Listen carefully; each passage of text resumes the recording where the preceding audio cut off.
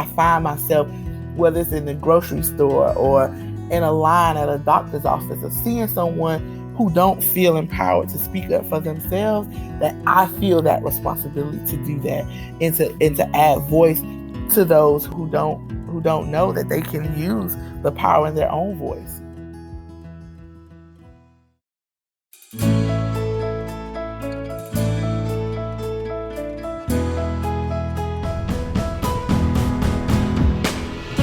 From Fiore Communications, it's How I Got Here, a show of inspiring stories from Tallahassee area leaders, business owners, and neighbors, all the challenges, opportunities, inspirations, the twists and turns of life that led them to where they are today.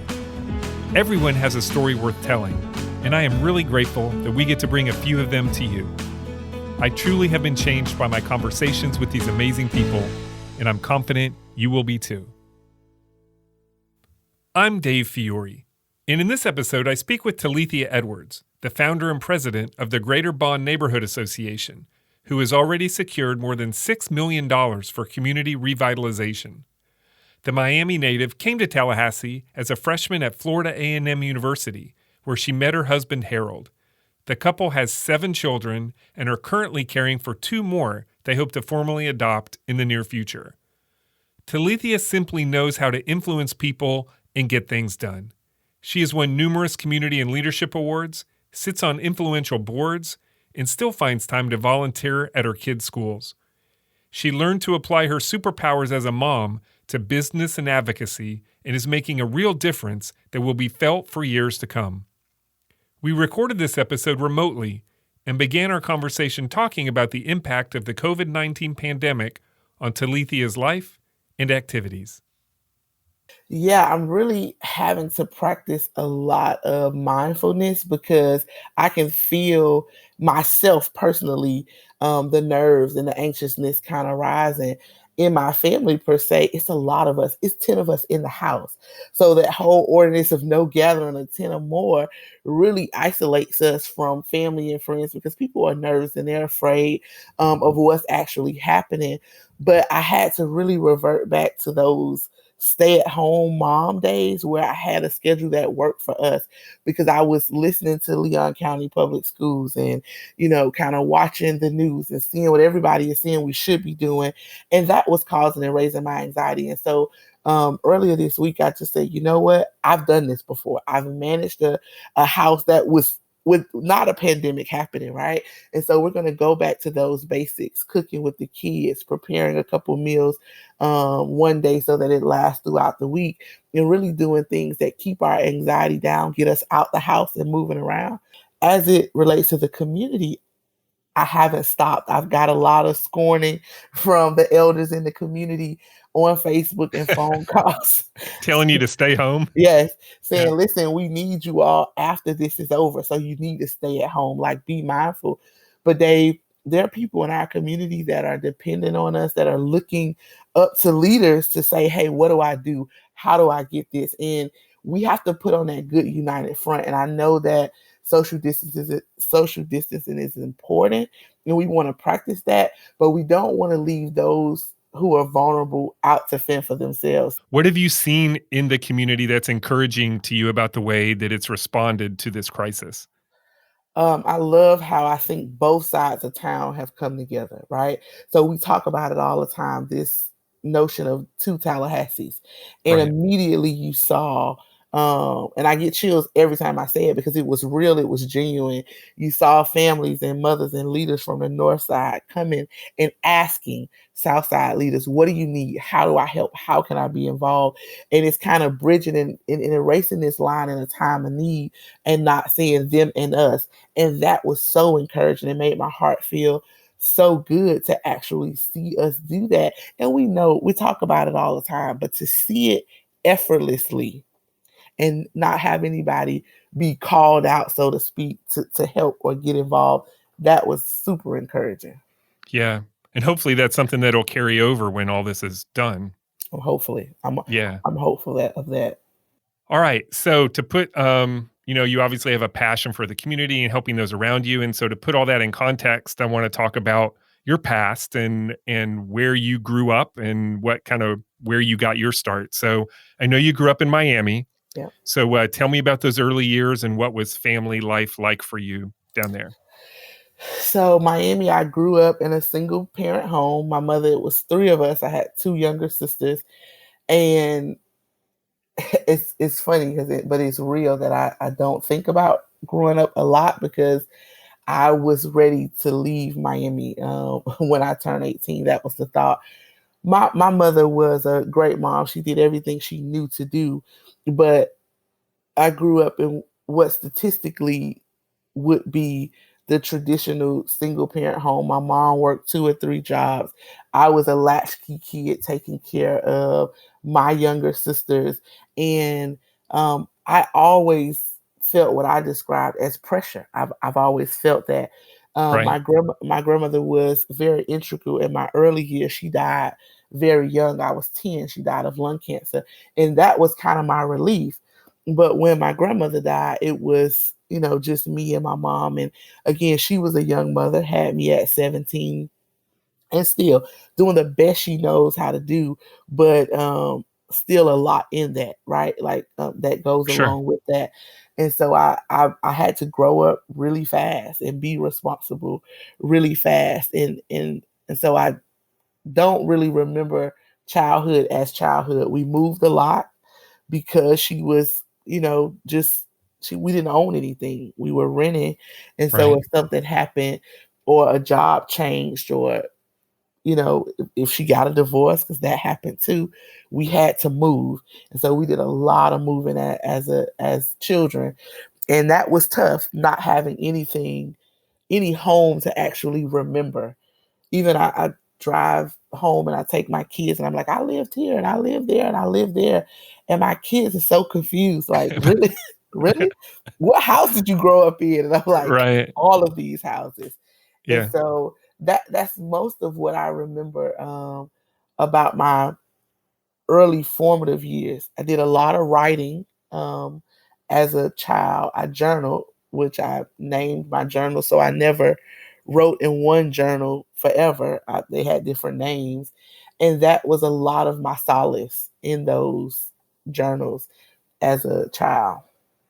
So when you say that you had you took responsibility for your sisters, what did that mean? You had to make sure they were ready for school, that they had lunches packed, that kind of stuff? Yeah, so I had to wake up early, get my sisters dressed for school, and we had to leave to get on the bus. And so I had to get catch the bus to their elementary school, which was a couple blocks. Now, when I say couple, not two or three, a long ways from my school. So I Right. had to go to their school so that they can be there on time. And then I walked to school, which was maybe 20-minute walk from their school. So I was late a lot because I had to get them to school.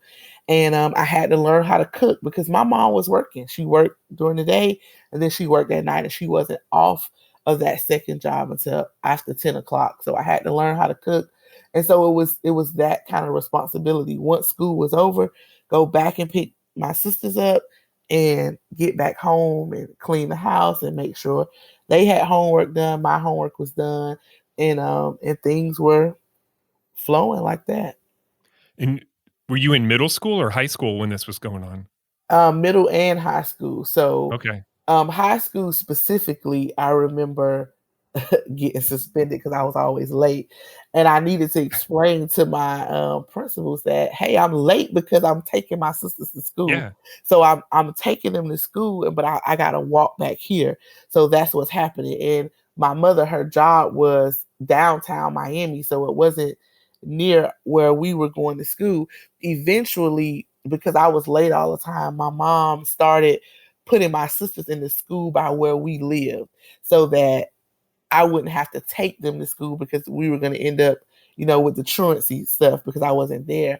Um, but what I decided to do, which was a good thing, was no matter where we moved, I decided I was going to stay at my middle school and my high school, no matter what time I had to wake up to catch the bus. So I did a lot of bus riding in Miami, really far. I went to a magnet middle school that was clearly cross town. I had to catch two buses to get there, but I mean, I made it.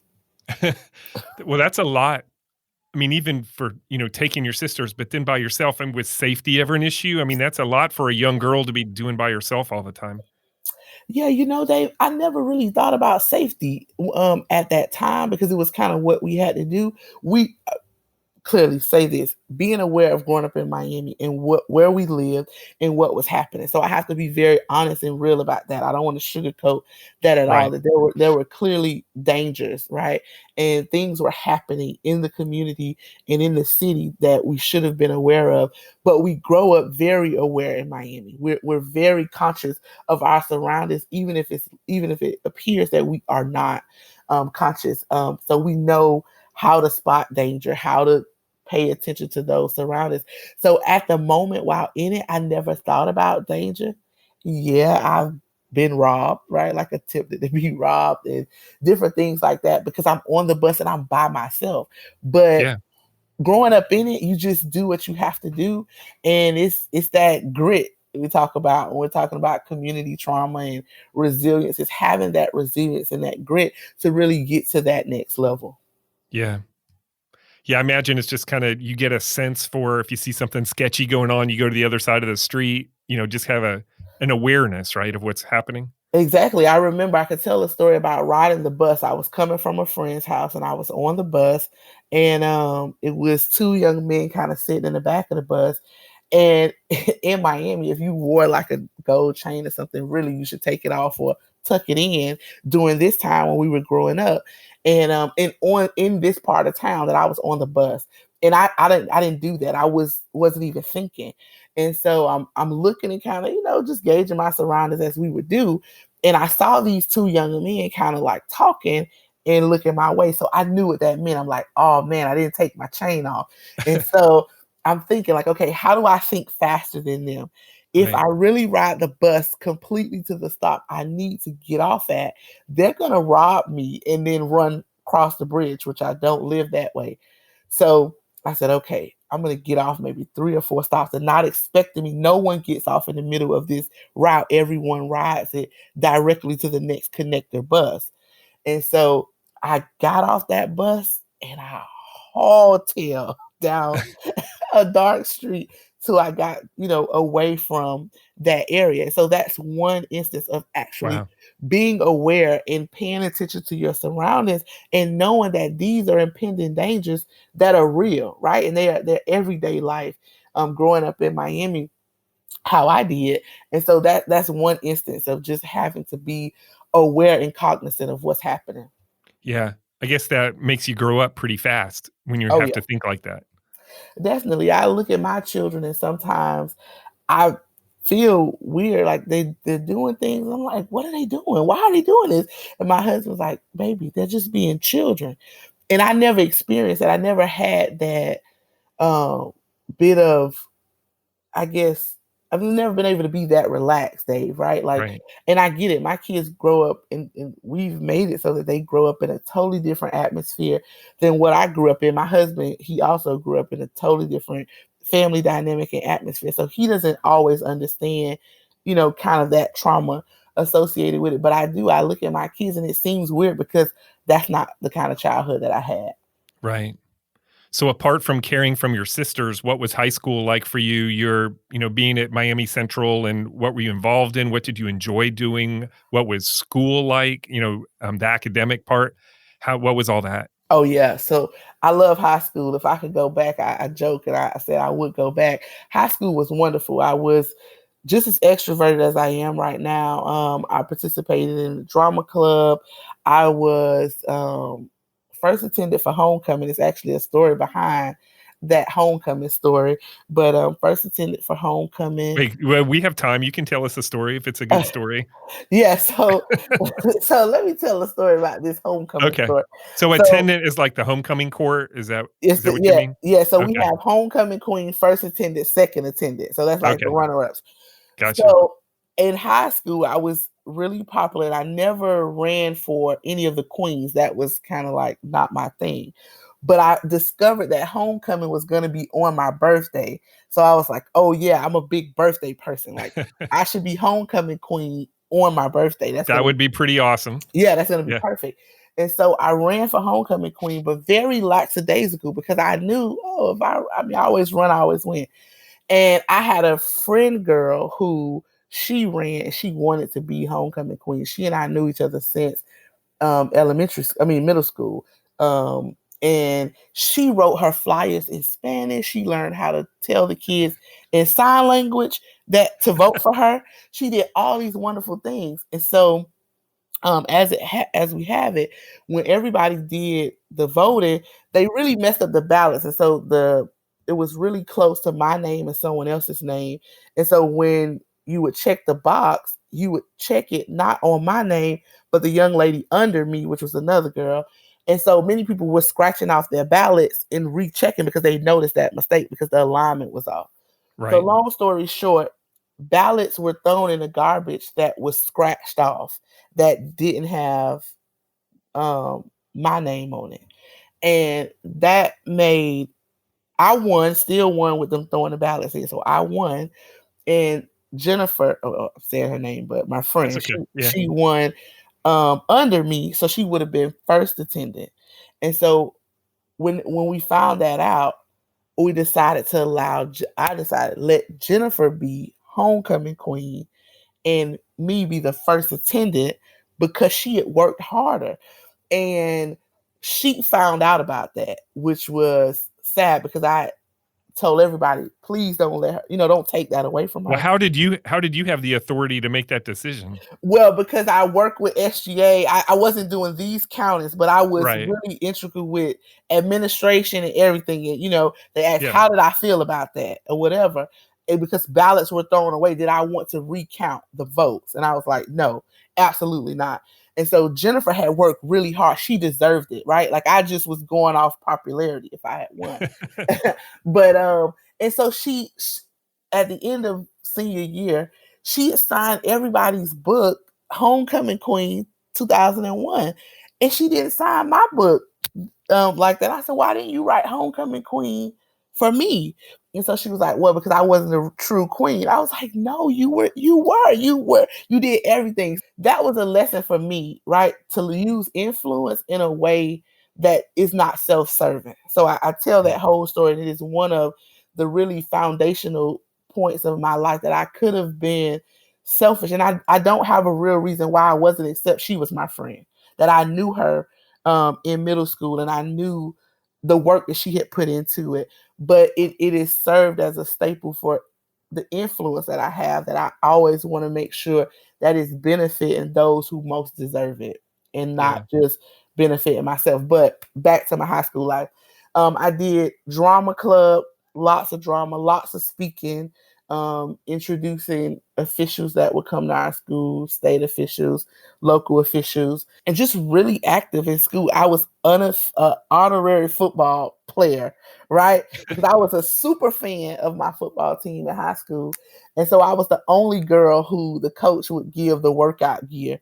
So I took a lot of pride in our team and how hard they worked and what they did. So I enjoyed the camaraderie and the fellowship of high school. It was an outlet for me. It was I could be free. I could really be a kid. I did speech and debate when I was in school. That was wonderful. I was not able to go to as many competitions outside of school as I would like because again I had responsibilities. And my mom would remind me, no, I gotta go to work. You gotta watch my children.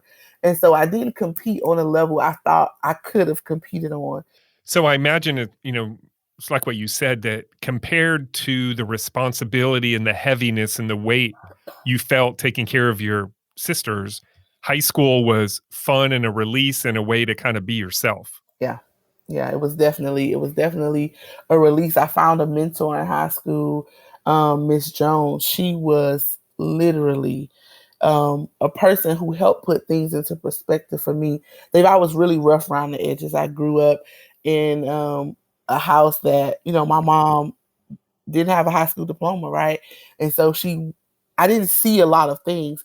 And Miss Jones was the person who gave these little anecdotes and would pull me to the side and say, because I was sharp tongued and quick tempered, And Miss Jones would say, Talethia, you can catch more bees with honey than you can with vinegar. She would sit me down and say, listen, you're really, really bright. Like you're on the honor roll, but you're gonna have to like really reel yourself in so people can see your potential. And if you don't, you're gonna have problems. And so I really credit Miss Jones for a lot of the refining of myself before I went off to Mm, college. She took time to say a lot of things that soaked me, and I didn't always understand it at the time, but she said a lot of things that even sticks with me today. She saw things I wanted to do and she made it happen. I love taking pictures, but I didn't own a camera. So she put me on the yearbook committee and right. gave me a camera that I could take home with me. And she developed my film for free. And I took pictures of Wow. everything and anything. And it was a way to capture beauty outside of what I was seeing through my natural eye. And I really appreciate that. Another pivotal moment, Miss Jones was a part of Jack and Jill of America. I don't know if you're familiar with I that. have. Yeah. Yep. Yeah, so she was a part of Jack and Jill with her children. And I couldn't be because my mom was not in Jack and Jill, but she could take me to events as a visitor with her. And Miss Jones took me to this swanky Christmas party. And it was really a block party happening in my neighborhood that I wanted to be at. But she said to me, nope, you're going to this party.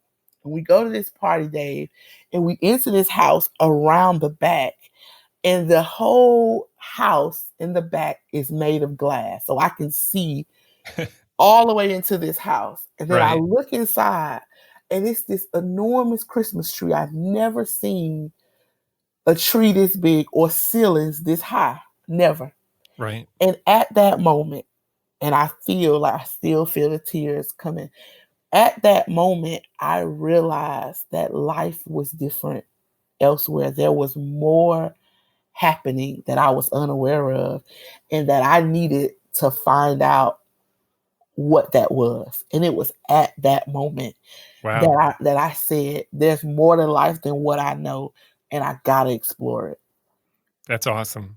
So she not only had a huge impact on you personally, but she also modeled mentoring for you that you've obviously used a lot in your life over the years. Yes, she really has. It it was it was different because my mother took offense to that relationship because she, I guess, feeling inadequate, right? Like realizing that maybe Miss Jones had tools she didn't have.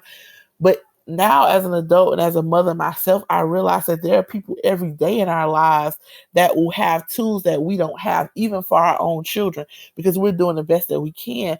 And so much of I could have had a lot more of Miss Jones had my mother been open to the relationship, right? Like she would say things that would kind of make me not be able to really indulge in that relationship. But I'm happy that I did get what I got from her, and I credit a lot of who she was to me with who I am today. I write her letters, I send pictures of my children because I am a lot of what she gave me as well. Wow. Yeah. Yeah. All right. So you did get out of Miami and you came to Tallahassee to attend Florida A&M University and studied English and Afro American Studies. So what brought you to FAMU? How did you get to Tallahassee? Okay, always a story. So my plan was to go to Spelman. That's where I wanted to go. I was going to Atlanta, and I remember it came the decision day really, and my mom had said to me very clearly, "Listen, I don't have money for you to go to school, and I definitely don't have money for you to go out of state. So you might need to think about this Spelman admission or whatever." And so I looked at my applications and I was like, okay, how far can I go and still be close enough, right, that I could afford school and go home if I needed to within a couple hours. And that was FAMU. And so I ended up here at FAMU with a lot of other classmates. Always knew I wanted to major in English because I had spoken to an attorney. I wanted to be a lawyer, and they had said, "Don't major in political science or criminal justice because that isn't what teaches you law. Like you need critical thinking skills to be a lawyer." And so I knew that I would major in English. And so that was always kind of set for me. And I came to fam, was dropped off like any normal kid, and with no tools. I was a first generation college student. So first one to come to school and not really know what to expect here on my own. I'm thankful that I had a sense of who I was and a sense of morals and values. So I didn't do a lot of crazy stuff, but I was still free, right? And I was Yeah. by myself. And those things got hard really quick after freshman year because I came with 2 scholarships, but they were only 1 year Okay. scholarships. And after that 1 year was over, it was kind of like you needed financial aid or whatever.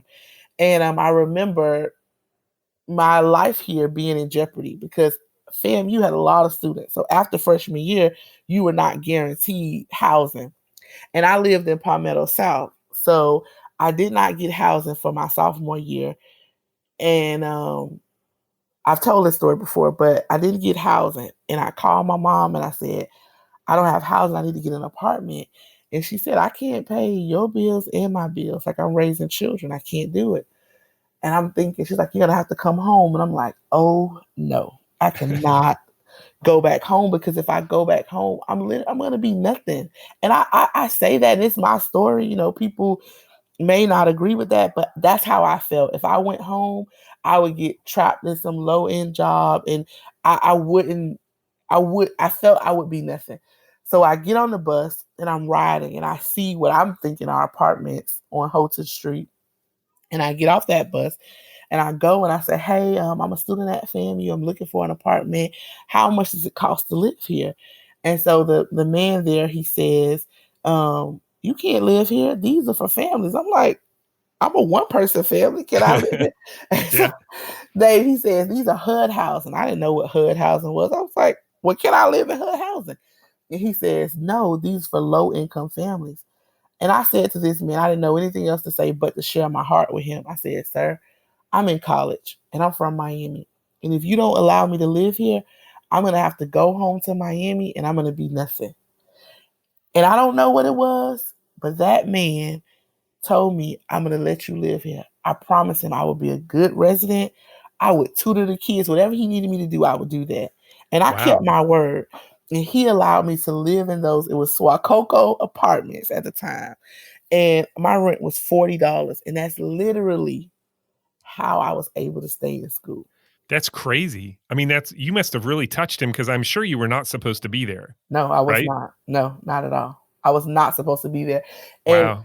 the crazy part in that is that I wasn't supposed to be there, but I told every college student that he allowed college students to live. So, I'm sure he loved that. yeah, so after a while, he allowed a few of us. He was selective, but Yeah. there ended up being college. He broke the rules to allow, and many of us tell that story. Like us living there allowed us to literally stay in school and graduate. Right. So how did school go? How did it go from being, the homecoming queen and a big deal at your high school to a college where almost everybody was a big deal in their high school? How did Yeah. that go?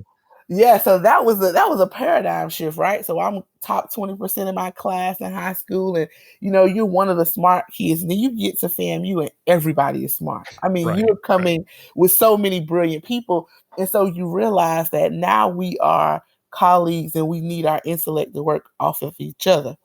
I didn't get really active in college. I planned to come here to do my work and really I wanted to make lifelong friends. That was my plan. I didn't want to get involved in the politics of college because I realized very quickly it was politics in college, right? Like Sure. you have your SGA people, you got your Greek life, you have all of this stuff. And not that I didn't have any hopes of any of those things, but I decided I'm going to do college different than I did high school because it was on my own terms. Right. And the only thing I did do with a couple of my friends, we founded an organization we called Divine Dimes, and Dimes stood for Determined, Intelligent, Mature, Elite Sisters, and it was for it That's was a pretty for high standard to live up to. I know it was for freshman ladies entering the campus with no one. Like it Right. was for freshmen to be able to fellowship and mingle because we realized that we had come from Miami, and we didn't know many people, right? And we also were all first generation college students. So we didn't know Okay. what to expect on campus. And so that was like our fun thing. We funded it ourselves, and it was a lot of fun. But I just really came to school, did my work, and went home. I was married the day before I graduated college, actually. Okay. And Yeah. so I didn't we had already had one child, and so it was work, and that's how it went. Yeah. All right. So good. That's a good segue into the next phase of your life. You graduate, you get married. I didn't know that, but right away Yeah. after, right? And Yeah. where Harold is your husband. So Yeah. where did you meet and how, tell me about him, how you met, how all that happened. Okay, so my initial meeting of Harold, he lived also in Palmetto, but he was in phase 3 in the back. And his roommate was like the resident sweet house. So he sold brownies and cookies and candy. And so we would go and buy late night snacks from this particular That's a good dorm. way to meet girls, by the way. That's a good strategy, right? Yeah. So they sold these snacks. And I remember Harold vaguely, but he was really quiet. And so in my mind, I remember seeing him once he brought it up to me later. And you don't remember me? I was Chuck. He sold the snacks or whatever. And so that's my first initial meeting with him. But when we really, really connected, he had gotten one of those apartments that I told college. So we Right. stayed across the street from each other. And one day he was like, "Hey girl, you don't remember me?" And I'm thinking, like, who is this guy? He's, kind of slow. That was my thought. And he was like, listen, Chuck was my roommate. So I was like, oh, okay. And kind of left it at that.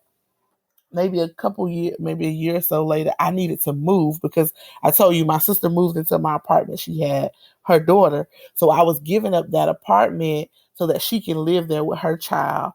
And Okay. I asked, Harold had an old beat up Ford truck, if he could move my stuff because I needed help. And he said, yes, he could help me. And I still didn't remember him, Dave. This is the crazy part, that I didn't remember him how he thinks I should remember him. Right. And so he's helping me move. And I'm like, listen, I don't have any money to give you, but I can cook. I cook really well, so I can feed you. So he was like, okay, whatever. So he asked, and I said, well, who are your friends? Who do you hang out with? And he was like, I don't really have friends. So I said, oh, I'll be your friend. I remember saying this. Yeah. And one day he was calling my cell phone. I was like, oh no, that's that slow guy. I'm not going to answer it. And something came back to my mind. You told him you would be his friend. And literally, Dave, that is all she wrote. We began to hang out, and he was funny, and it felt like freedom that I had Mhm. never felt before. And I have many guy friends. Most of my best friends are male, but I had never been with a person who made me feel so free in myself. And so it happened very quickly. We never dated officially, but we were married within a year. Wow. All right. So you and Harold have 8 children now. You're the Oh, yeah. first guest on my podcast to have more children than me, which we have 6. Yeah. So, all right. So we got to go down the list. Tell me their names and ages in Okay. order. That's All right. important. It's got to be in order. Okay. All right. Jermaine, he's 14. Hanaya is 12. Elijah's 11. Joshua's 10. Haley's 9. Harper's 6. She'll actually be 7 on Sunday. Harley is 5. And Romel is the baby. He's 10 months old. Okay. Wow. That's so you've had babies. We counted once. We were in diapers for 14 straight years. Yeah. So when the last one was out, it's like I got a pay raise because we had been doing that for a long time. So you're in the same situation. You've had a baby around for as long as you can remember, pretty much, right? As long as I can remember. I remember Harold and I talking, and him saying, "Oh, I want to have 5 kids," and I'm thinking like, no. He's like 7 might even be good. I was thinking like, once we start having these babies, he's not gonna really want this many kids. And Right. I remember getting to number 3, and I was done because, believe it or not, I wanted no children. And that was kind of part of my growing up, right? Yeah. I didn't dig into You that, had been but a mom essentially for a long time, right? exactly. So I didn't want any kids. I didn't want to be responsible for anybody else outside of myself. And so, but he was this wonderful guy. And I'm like, okay, maybe we'll compromise at 3 since he wants this huge number. And Right. I remember getting to 3 and feeling like just every day I cried. I was just like, I'm just tired of being pregnant because I'm pregnant all the time. Lo and behold, I did it four more times, right? Because we just did, but we were in diapers forever. Seemed like I'm Yeah. thinking for us, it was probably 7 or 10 years. We had kids in diapers. Right. Seemed like and now we got a baby again, so we're doing it all over again.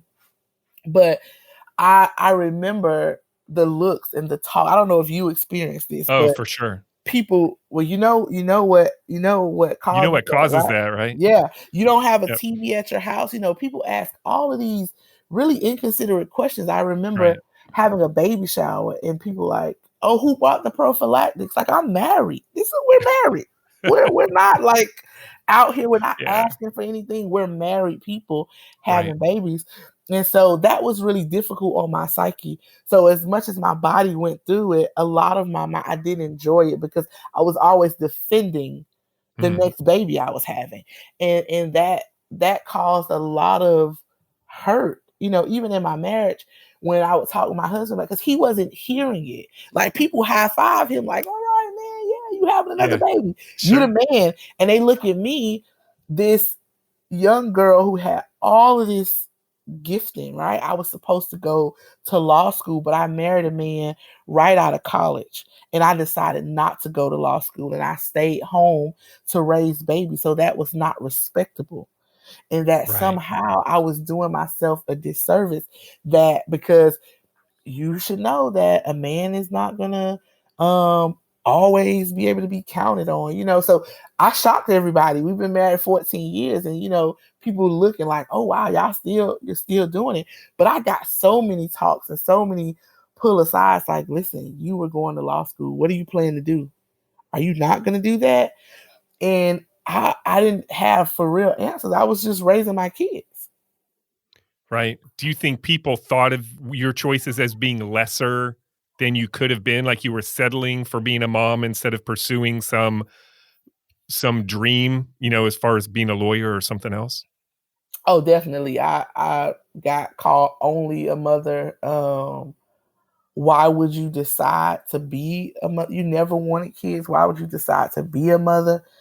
And then why would you stay at home and choose not to have an income in this day and age where two incomes is supposedly, optimum or supreme? Right. And I would get asked, when are you going back to law school? Like for me, Dave, after so long that I didn't go to law school, I realized that, yeah, I wanted to be an attorney. When I had all this ambition and all this drive, it was a part of my life's plan my whole life plan was to go to college, go to Howard for law school, work as a state attorney somewhere, then go to Washington, D.C., hopefully make it through the judgeship somewhere. And ultimately, I wanted to be the first African American Supreme Court female justice. That was my plan. And Right. I had my own internal struggles with that I was now an expert on mopping the floor, right? And cleaning up and learning babies differentiating cries. I was now that expert. But I had to find value in what I was doing as a mom, because I knew staying at home with my kids and actually learning them and teaching them and pouring myself into them was just as valuable. I just did not understand it yet.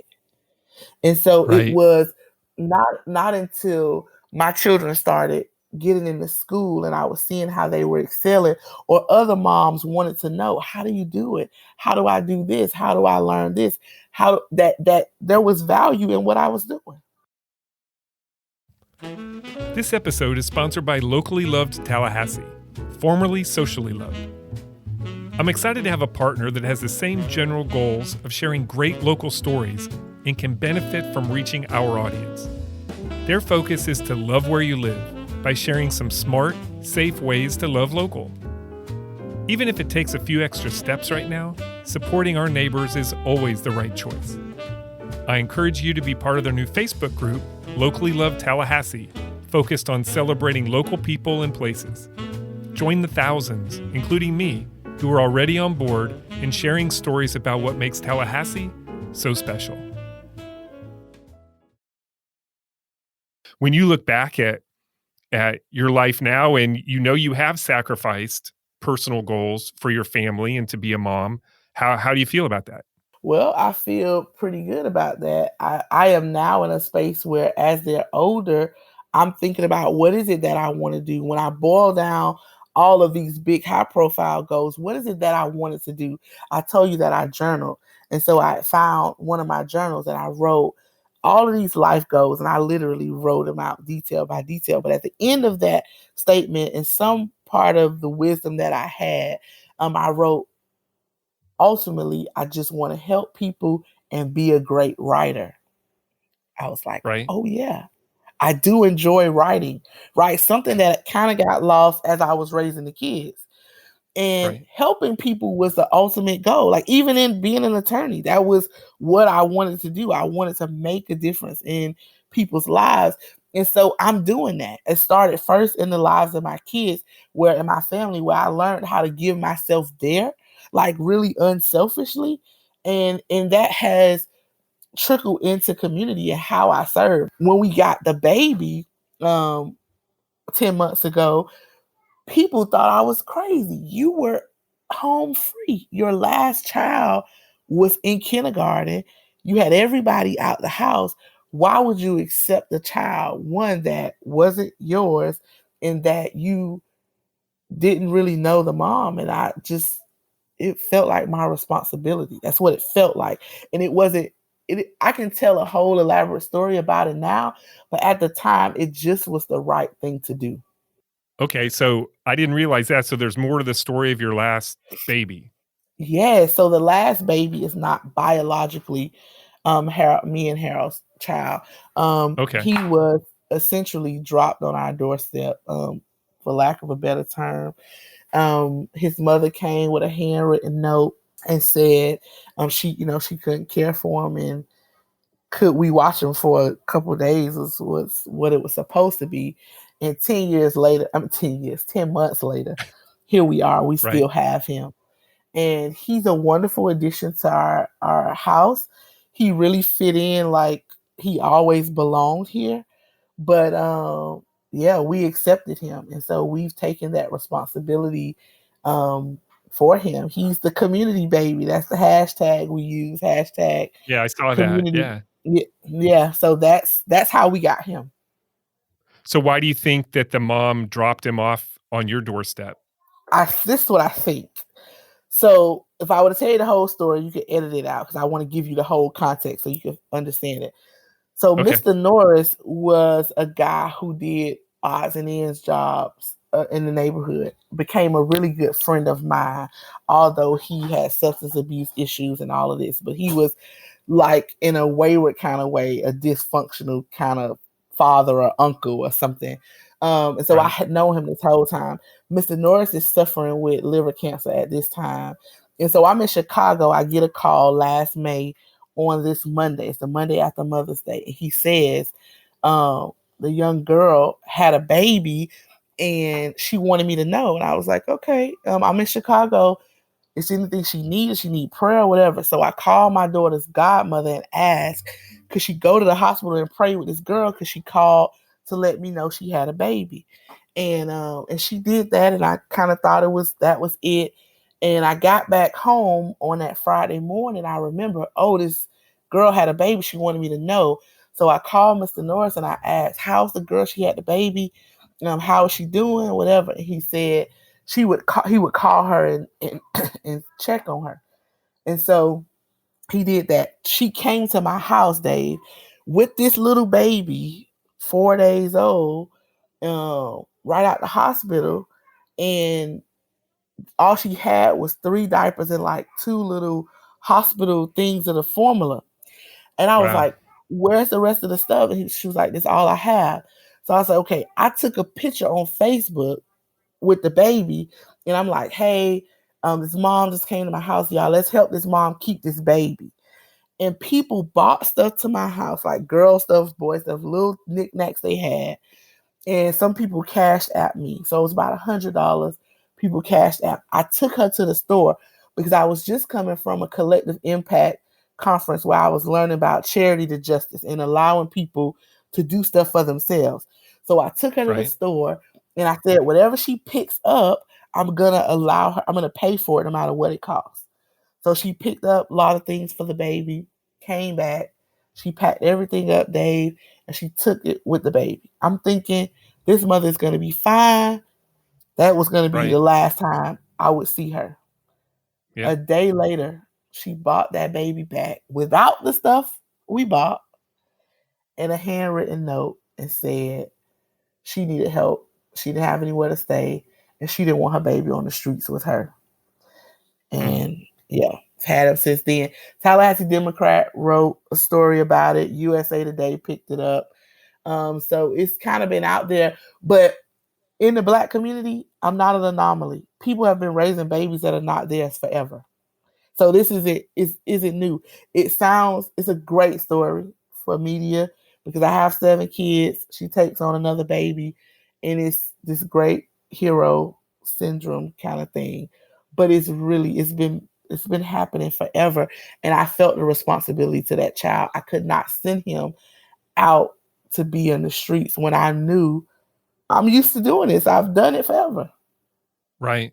So I know in all cultures it's, grandparents help out, family members, aunts, uncles, but I don't hear that much about just other people in the community, taking on that responsibility. But that happens. Yeah, I mean, you hear mostly with caregiver stuff, but I'm pretty sure there's been instances after the article came out. I had older women in the community come up to me and say, "Make sure you get custody of that baby legally," because I was Mm, raising a child and the mom came and took it after 3 years, or somebody came and got the child after 14 years, or whatever. So right. I've heard all of these stories of people raising children and then that mom or that father, somebody getting their life together or wanting benefits for the child and coming to take that child away from that person. So I couldn't think about all of that at the time. Like all I could think about is how do I keep this child safe? How do I keep him in a place where he's gonna have love and siblings and parents and he can have a chance at a life. That's what I thought about. So have you legally adopted him? Not yet. So I've literally been the glorified babysitter for the last 9 months. Um, when I was invited to the State of the State address, a young man tapped me on my shoulder. He was like, "Excuse me, ma'am, are you the lady who got the baby?" I was like, "Yeah." He was like, "How is DCF treating you?" I was like, "I don't have a DCF case." And he could not believe I didn't have a DCF case. Yeah. And one of my LT classmates, who also works for DCF, was working on her end to try to figure out something needs to be done. So lo and Yeah. behold, within the last month, I've gotten temporary legal custody of him. So tell me how you got so connected to the Bond community and how you kind of grew to the role that you're in representing Bond and looking out for the welfare of its residents, protecting its history, looking forward to its future. How did all that happen? Yeah, it was kind of by accident. Harold and I, once we got married, we were buying a home, and we had looked kind of all over this city, and we really liked the house in the Jay Gaither area, which we didn't realize at the time the names of the neighborhoods. At least I didn't, because I'm not from Tallahassee. And the house that we bought here on Saxon Street was both our number 2 pick. And Harold, in good wisdom, did not want to use all of the amount we had qualified for to buy a home. So he was like, "We want to stay under this number." And this house fit what we were looking for. It had 4 bedrooms, 2 bathrooms, and it was in that price range. And so we bought this house again, not even understanding that this was the Bond community. So we got several years past, and I attend a neighborhood leadership academy, and we're learning all about Tallahassee and the government and everything in our neighborhoods. and someone says, "You live in the Bond community." I'm like, "Oh, really?" I grew up in Miami. We don't really name our communities, we name our parts of town. And so I was like, Right. okay, well, that's good. And it said, there's no recognized voice. I'm like, what do you mean by that? We got county and city commissioners. So I'm thinking that those are the voices that represent the community. No, we don't have any recognized voice in the actual community. So I dug deeper to find out what does that mean. They meant like a community leader, a neighborhood association, or some resident led sort that would give insight into what the community wanted. I ended up, I was invited to a CAN meeting. CAN was just getting started, Capital Area Neighborhood Network. Christique was starting that with other Southside residents and creating this Southside coalition of neighborhoods to be advocates for our own communities and Southside as a whole. My neighborhood was not even a recognized neighborhood. We didn't have a recognized neighborhood association. We had Providence, Appalachia Ridge, South City, those areas that were kind of organized. So I Right. came back to my community and started with neighborhood affairs. Andrea Griffin was working in the city of Tallahassee at the time. And she gave me this packet. This is how you become a neighborhood association.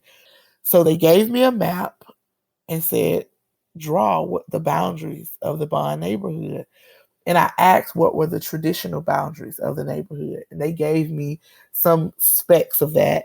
And I extended that line to include FAMU Way because a lot of new construction was beginning on FAMU Way. And so I Right. included FAMU Way, came all the way down to Lake Bradford, back up Orange, kind of scooped around College Terrace. And that thus became the Greater Bond Neighborhood Association. Greater Bond Okay. Neighborhood. But I'm like, okay, where do we start? In my mind, you start with the school because the school is central to in this neighborhood, it sits in the middle of the community. And Right. so if you start with the school, you're going to begin to see the issues that are happening in the homes and what people are dealing with. Did you ruffle some feathers by being the girl from Miami who wants to come in and kind of lead a community that, like you said, that you didn't grow up in? Definitely, I ruffled a lot of feathers. At first, people were saying, "Hey, I want to help. What can I do to help?" And that was great. We wanted everybody to help. We wanted the churches to help also, but I wanted churches to understand that this is 23 churches in this neighborhood, but the church has a different role than the neighborhood does, right? And I think that was where I really stepped on the toes, where I was making a distinction between the role of the church and the role of the neighborhood and how we were to move forward. Like the church's Right. responsibility is to save souls and to minister to the soulful need of the people, where the neighborhood has to focus on those infrastructural needs, the economic needs, all of those things we have to focus on that will not necessarily align with the mission of the church. And so I believe that is Right. where the biggest offense came.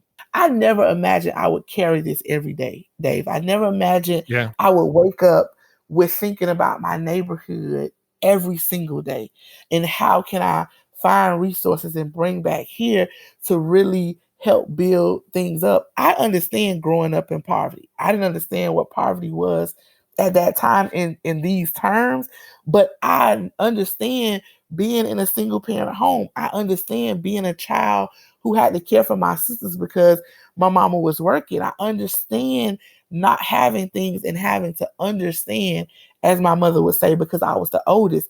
I know what that feels like. And so my drive every day is, how do we create a community and a city that kids don't have to grow up understanding because they live in poverty or because no one has spoken up for them. I never imagined Right. I would feel that responsibility. I never imagined it. It's kind of ironic that you're still saddled, not saddled, you've chosen it, but you have this heavy responsibility, kind of like when you were a kid. I've never struggled with my own voice. So I've never had self-esteem issues. And I mean, if we were talking about I didn't go into growing up being short, fat, dark skinned girl, that those were things that were looked down on growing up. But I never struggled with self-esteem. I never struggled with my voice. And I think that's God, right? That I never had those issues, because most people would have had those issues, poor single family with these physical characteristics that most people tease you about. And so because I never struggled with that, I've always felt a sense of responsibility to use my voice for others who had not yet recognized their voices. And I'm able to articulate that now in a way that sounds really good, but that is what I've always felt, a measure of responsibility for that. I find myself, whether it's in the grocery store or in a line at a doctor's office, or seeing someone who don't feel empowered to speak up for themselves, that I feel that responsibility to do that, and to add voice to those who don't know that they can use the power in their own voice. So you had mentioned the $6.4 million in support of the neighborhood first plan to revitalize the area. So what is that money for? How is it being used? How is that going to impact the Bond community?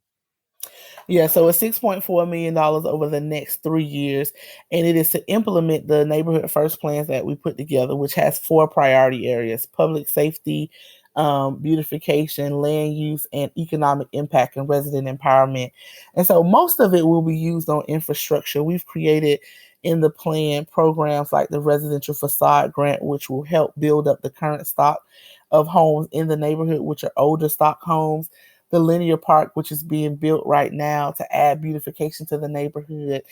We are currently, before this pandemic, was working on devising a housing strategy for Bond specifically, because we have 23 city-owned lots and we want to do new construction, some multifamily. We want to incentivize individuals to buy homes and move here. So a down payment assistance program to help improve our home ownership rate, because right now we're at about a 27% ownership, and so the majority is rental property. And so that 6.4 over these 3 years will be used for those things. What are your goals? I know it's not just infrastructure and buildings, and it's the people, the residents, the business owners, all that. I mean, what are your hopes for the Bond community? What would you like to see it become or become again? Yes. So I'm hoping in 20 years that would mean my oldest son would be 34.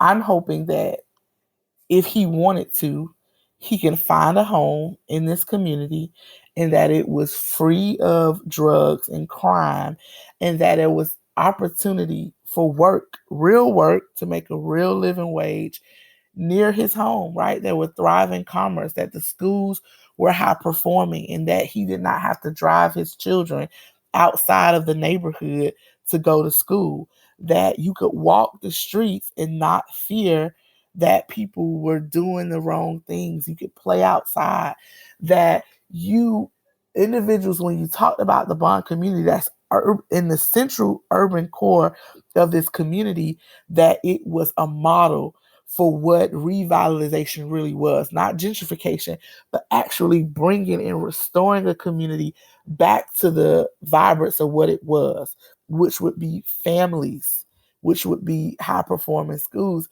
it would be jobs, it would be intergenerational relationships. Neighbors would know each other. That is what I'm hoping for in 20 years. Right. Yeah. That'd be great. And it's, hopefully, like you said earlier, that process of people from other parts of town coming together to help make that happen. I know that that's an important part of it.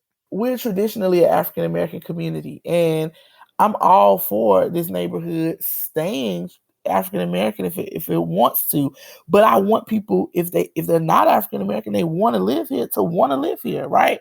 That not say it's that side of town and that's their community, but that is our community, and that we can all live wherever we want to live, and it's equally as thriving as another part of town. Sure. All right, I'm going to shift gears here for a second. You've received numerous awards and honors over the last couple years. Leon County 2016 Neighbor of the Year, Tallahassee's 2019 25 Women You Need to Know, the Reuben Askew Community Engagement Award, Leadership Tallahassee 2019 Pace Setter honoree. Echo Making a Difference Community Award. You're also member of the current Leadership Tallahassee Class 37. That's a lot of recognition and a lot of appreciation for what you're doing in the community. So tell me, how does that make you feel? What do you think about when you're receiving these awards and people are thanking you for what you're doing in the Bond community? It's funny because I actually feel a little embarrassed to receive the awards, because I feel like it's so much to be done, and that is my honest feeling. It really feels like it's so much work to be done, and so the awards, I feel, can be distracting, and to other people, not to me, to other people, that she's this, she's that, she's received this award. But in honesty, the reward is when I look and I go to the school and we have a Leaping for Literacy program that rewards the kids for meeting their reading goals, and they're leaping to get this money because they've met their reading goals. Those are great awards, and I don't want to diminish any of those honors, but I don't want to let them go to my head to make me feel like I've done anything so great, because there's still so much to be done. I remember at the chamber when we did the Leadership Tallahassee Awards, I had just put a shrimp in my mouth because I just knew one of the other wonderful women in that category was gonna win that award. And and I, when my name was called, I almost choked because I didn't expect that.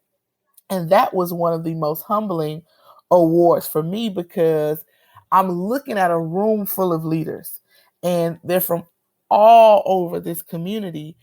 And as I said, when I got the award, I didn't really know what I was going to say. And so this was off the cuff. And I said, I received this award representing a group of people that are barely in rooms like this. And I did Mm, not take that. I did not take that lightly. I felt a responsibility. And that award stayed in the box for a really long time, because I hadn't thought about it until my son asked me. He said, "Mom, this is a beautiful crystal award. Why is it still in the box?" And it was that day I felt even more responsibility, receiving that Pace Setter award, to actually get the work done. I don't just want to be talking about it. And we do a lot of talking, and meetings are necessary, Dave, but I want to make sure that if I'm setting a pace, you all are saying I'm a pace setter, that I'm setting the pace to show results and that things are right. actually gonna be done. And so they are great recognitions, and I appreciate everyone who's recognized me for those, but it's definitely a firecracker under my backside to actually say, keep doing work, girl. Yeah, that's awesome. What do you run across people who ask you, or does anyone ever ask you, I'm just one person, what can I do? How much difference can one person make? Or, Oh yeah. I mean, what do you say to those people? People ask that question all the time, and I tell them, you are the most powerful tool in this whole community working. It is literally starts with one person. And as you're working, you're going to meet other like-minded people, and you're going to begin to find your passions, right? So you may start out with me just because you don't know where you want to be, and you just want to do something. But as you start working in this community, you're going to find where your passion is, and where you belong, and where you make the most impact. All right. So you also serve on a lot of boards, Title I Advisory Board, Pregnancy Help and Information Center, Early Childhood Education, Office of Early Learning, Preschool Development, things related to all the things that you're passionate about. And that makes a lot of sense. So how you juggle all that? I serve on boards that I'm really passionate about. Phi Center in particular is one of the boards I love, because I believe in the organization and what it actually stands for and what work we do. I was actually a client at the Phi Center. My second pregnancy was just rough, and Harold came home one day and was like, "Listen, you need some help because I can't help you with what you're going Right. through." And I went there as a client and loved the organization, and I would come in and out as a client as I got pregnant with the different kids. But the opportunity came to serve on the board, and I've been on the board now for about 6 years. And so it's that responsibility and that love of the organization. So I believe in the work. I'm not on any board that I Mhm. don't believe in the work that's actually being done. And so it's a sacrifice of time, but it's still that duty to community, right? That we have to govern these organizations and make sure everybody's fiscally responsible, that whole jazz. But at the end of the day, I'm committed to the work that these organizations provide for our community. Right. Yeah, I know Ryan Sprague does a great job with the Phi Center, Oh yeah. impacting a lot of families in a really powerful way. Ryan is wonderful. I think I have so much great stuff to say about Ryan. I think he's a wonderful guy, a great example, not only as a CEO of the Phi Center, but in our community, right? That Right. father, just all of these things. And so I really would love for more people to know about the great work that the Phi Center does, because I've seen this a lot, that people, it's a Christian based organization, but it's really Phi Center puts its money where its mouth is. It not only speaks pro life, but it actually walks a mother and parent through every process. You need things.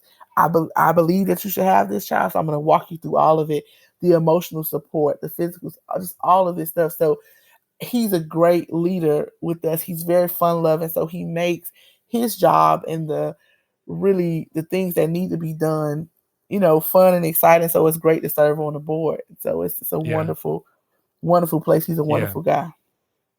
He does great work. So I also see that you have I know public speaking is a big part of what you do and that you've actually done a TED Talk, which I'm a little jealous of because that's pretty cool.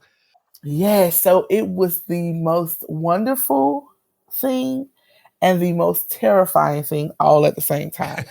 And Yeah. it really is. It's pressure unlike any other you've ever felt. Stay in the red dot, all of the lights. You only get one take. So if you mess up, that's it. But the opportunity to do a Wow. TED talk and to talk about community revitalization, which I love from my perspective as a grassroots leader, was amazing. And I didn't know which aspect of the story to tell, and how do I convey this to an audience larger than those who know me in Tallahassee, right? And Right. put a process to it. And so in my TED talk, I wanted the regular person hearing my TED talk to, one, feel the responsibility to their own community, to get involved and to do something, and to two, understand that there can be a process to it. Is this something you would want to do again if you had the chance? I would love to do it again. I would love to talk a little bit about, um, I guess, female leadership and community, because there is a difference. There are some things that female leaders run into that I don't think men do. That Mm. um, I've never really separated myself as gender, as a female leader or whatever. But I'm noticing as I talk to more leaders and meet other female leaders that we are experiencing some things that men aren't typically. And whether that's internal or whether that's what we're facing when we have to go and speak to the powers that Well, like be. what?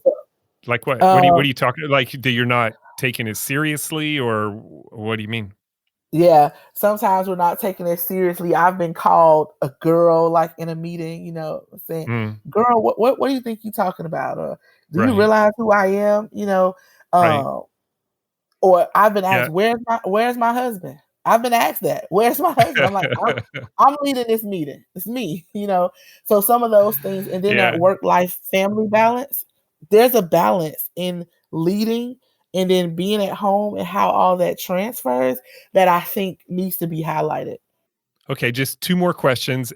What is one thing or person that has changed or altered the trajectory of your life to this point? I would have to say that thing being motherhood um, has altered the trajectory of my life. It has caused me to look at the world differently and more objectively because I'm raising children in a generation that is so different from the one I was raised in. So I've had to learn to listen better and to hear them so that I parent them well and allow freedoms but not allow freedoms at the same time. So it's caused me to have a different outlook on the way I do things, the way I hear people, the way I lead, the way I receive people, right? Because I have 8 children now and they're all personalities are different. I have to almost be a different person when dealing with each one of them. So that managing of those personalities have changed the way I deal with outside of my home. Sure. And so I would have never thought that I'd credit motherhood to that aspect, but that has been the lens by which I do stuff. Even in tough negotiating situations when I'm trying to get stuff, I think about when my kids was toddlers and I wanted them to do something that their will didn't want them to do. How did I, you know, how did I work through that? And so that's a good Right. key skill to have. Oh, yeah. So, Yeah, yeah, if you can convince a 12 or 14-year-old to do something, you can handle a board meeting, no problem. exactly. Yeah. Exactly. And I'm gonna squeeze one more question in here. You've mentioned faith several times, and just wanted for you to share a little bit about the role of faith in your life and your family. Definitely. I didn't grow up in a what I would call a religious home at all. My mom, she prayed. I went to church as a child, but mostly I walked because she didn't take me there. But I was saved at a young age, so I had an idea of what faith was. But I married a man who is an elder in the church. He grew up. My in-laws are pastors, and my husband grew up very, very religious. So our worlds kind of like ran into each other, and I didn't realize how secular I was and how religious he was. But we finally found a really good balance of faith and how it works outside of religiosity. That's a whole nother episode to talk about Sure. Yeah. religiosity. Um, Right. but faith plays a really big key. I don't do anything without praying because I feel in myself, because I'm a believer, that I don't have infinite wisdom on what needs to be done. So I am always looking to God through prayer to ask, what are the next steps? What is your mind for your people in this community? How do I lead? Even when I get up to the podium to speak for 3 minutes at a commission meeting, I am praying, God, what should I say? Right? Because Right. I believe I'm being led by God in every single thing that I do. And that sounds simple to people. And they don't like to hear that. They want to put some bigger art form to it. But that is the truth of my life every single day, that I'm praying, God, what's your mind for your people? How do I lead? What do I say? Send the resources. And so it's definitely major in my life.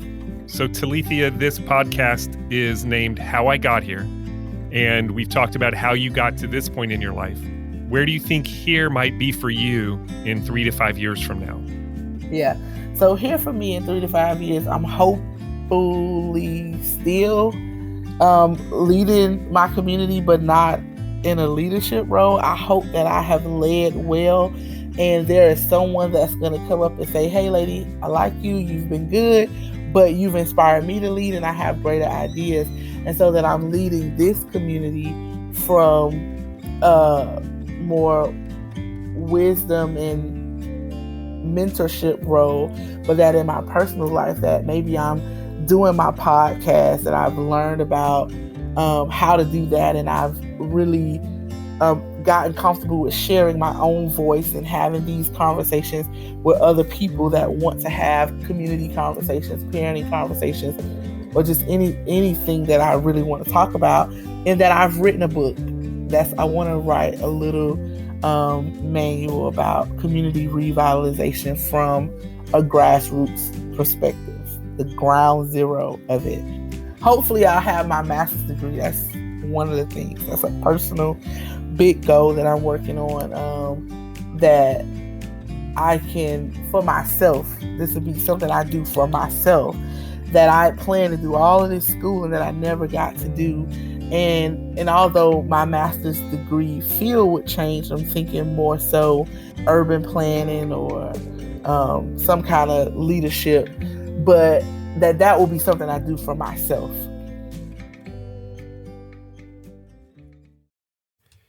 That was Talethia Edwards. As she continues to share her voice, our community learns and becomes a better place because of it. I also want to let you know about a community-wide effort to help the Edwards family renovate their home and add much-needed space through a GoFundMe account set up by Tallahassee Chamber Chair and Capital City Bank co-COO Beth Coram. I encourage you to check it out.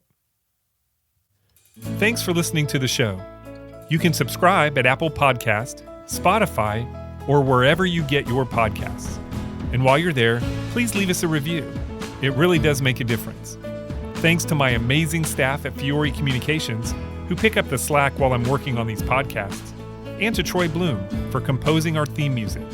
You can hear more of Troy's creations on Facebook and Instagram at Troy Bloom Music. To connect with the podcast or suggest a future guest, follow us on social media or email us at podcast@fiorecommunications.com.